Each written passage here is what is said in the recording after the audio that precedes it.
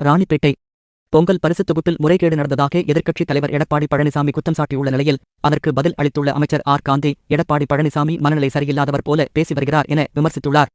ராணிப்பேட்டை மாவட்டத்தில் நடைபெற்ற நிகழ்வில் எடப்பாடி பழனிசாமி முன்வைத்த குற்றச்சாட்டுக்கு கைத்தறி மற்றும் தொழில்நுட்பத்துறை அமைச்சர் ஆர் காந்தி கடுமையாக பதிலளித்துள்ளார்.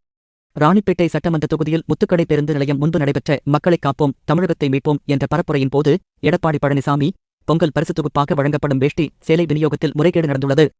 2026இல் அதிமுக ஆட்சிக்கு வந்தவுடன் உரிய விசாரணை நடத்தி நடவடிக்கை எடுக்கப்படும் என குற்றம் சாட்டினார். இந்த குற்றச்சாட்டுக்கு அமைச்சர் ஆர் காந்தி எதிர்வினையாற்றியுள்ளார்.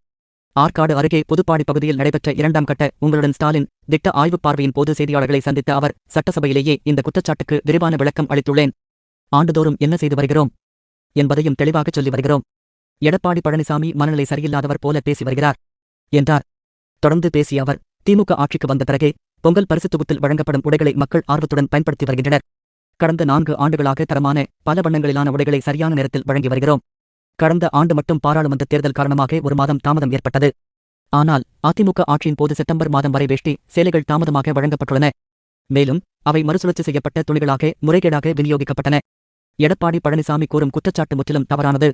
ஏற்கனவே சட்டசபையிலேயே பதில் அளித்த போது அதற்கு அவர்கள் எதுவும் கூறவில்லை என்று காந்தி தெரிவித்தார்.